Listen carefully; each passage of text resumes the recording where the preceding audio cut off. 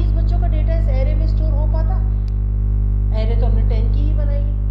कहने का मतलब जब हम एरे यूज करते हैं डेटा स्टोर करने के लिए, जब हम एरे स्टोर के अंदर डेटा स्टोर करते हैं, तो अगर हमें साइज नहीं पता कि हमें एक्चुअली कितना डेटा स्टोर करना है, और उस केस में अगर हम एरे क्रिएट करते हैं, तो वो मेमोरी या तो बहुत ज़्यादा पड़ती है जिससे हमारी मेमोरी वेस्ट हो रही है, या वो मेमोरी हमें कम पड़ती है। भाई एरे को जो मेमोरी एलोकेट होती है वो कंपाइल टाइम पे होती है। एरे को जो मेमोरी एलोकेट होती है वो कब एलोकेट होती है? जब आपका प्रोग्राम कंपाइल होता है। एरे को जो मेमोरी एलोकेट होती है वो कब एलोकेट होती है? जब आपका प्रोग्राम कंपाइल होता है, यानी कंपाइल टाइम मेमोरी एलोकेशन। ठीक है, एरे को जो मेमोरी एलोकेट होती है वो कंपाइल टाइम पे मेमोरी एलोकेट होती है। लेकिन अभी आपको कंपाइल टाइम पे तो पता ही नहीं है कि आपको कितने स्टूडेंट्स का डेटा डालना है। आप तो चाहते हो कि जब प्रोग्राम रन हो तब आप बता पाओ कि आपको एक्चुअली कितने स्टूडेंट्स का डेटा डालना है। यानी अब आप क्या चाहते हो? आप चाहते हो रन टाइम पे मेमोरी एलोकेट करना। ठीक है, आप चाहते हो कि जब आपका प्रोग्राम रन हो उस समय मेमोरी एलोकेट करना। तो इसको अपन बोलते हैं रन टाइम मेमोरी एलोकेशन। इसको अपन बोलते हैं रन टाइम मेमोरी एलोकेशन या डायनेमिक मेमोरी एलोकेशन। ठीक है, इसको अपन बोलेंगे रन टाइम मेमोरी एलोकेशन या डायनेमिक मेमोरी एलोकेशन। यानी एरे के केस में क्या हो रहा था? कंपाइल टाइम पे मेमोरी एलोकेट होती थी और उसको अपन बोलते हैं स्टैटिक मेमोरी एलोकेशन। लेकिन जब हम रन टाइम पे मेमोरी एलोकेट करवाना चाहते हैं तो उसको हम बोलते हैं डायनेमिक मेमोरी एलोकेशन। ठीक है, तो रन टाइम पे मेमोरी एलोकेट करना इज डायनेमिक मेमोरी एलोकेशन और कंपाइल टाइम पे मेमोरी एलोकेट करना इज स्टैटिक मेमोरी एलोकेशन।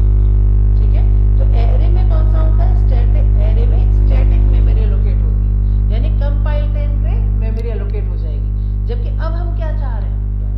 हम डायनेमिक मेमोरी एलोकेशन चाह रहे हैं। डायनेमिक मेमोरी एलोकेशन के लिए हम यूज करते हैं पॉइंटर्स।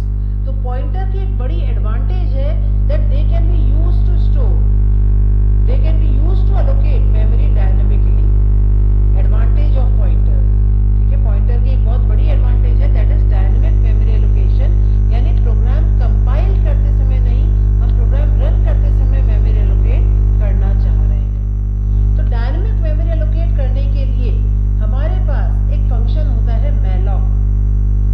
नाम से पता पड़ रहा है memory allocate. Dynamic memory allocate करने के लिए हमें एक फंक्शन मिलता है मैलॉक। ठीक है, मेमोरी एलोकेट। ठीक है, और अब देखिए तो मैलॉक फंक्शन क्या करता है? मैलॉक फंक्शन हमें जितनी मेमोरी चाहिए होती है उतनी मेमोरी का एक ब्लॉक रिटर्न करता है। ठीक है, मैलॉक का सिंटैक्स है मैलॉक और इसको हम बताते हैं कि हमें कितनी मेमोरी चाहिए, यानी साइज ऑफ मेमोरी ब्लॉक, कि आपको कितनी बाइट्स का मेमोरी ब्लॉक चाहिए। 10 बाइट का, 12 बाइट का, 15 बाइट का, 17 बाइट का।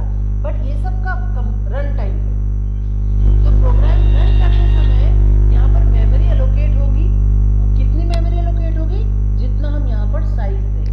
ठीक है, तो मैलॉक को हम बताते हैं कि हमें कितनी मेमोरी चाहिए। अब मैलॉक क्या करेगा? प्रोग्राम रन करते समय आपको उतनी, जितना आपने साइज बोला है उतने साइज की मेमोरी का एक ब्लॉक दे देगा। अब नॉर्मली अपन जब वेरिएबल बनाते हैं, वेरिएबल क्या होता है? What is a variable? Temporary memory location. Very good. तो वेरिएबल क्या होता है? Temporary memory location. यानी वेरिएबल बनाते हैं तब भी तो मेमोरी एलोकेट होती है, लेकिन वेरिएबल को जो मेमोरी एलोकेट होती है वो कब होती है? कंपाइल टाइम पे। वेरिएबल को जो मेमोरी एलोकेट होती है वो कब होती है?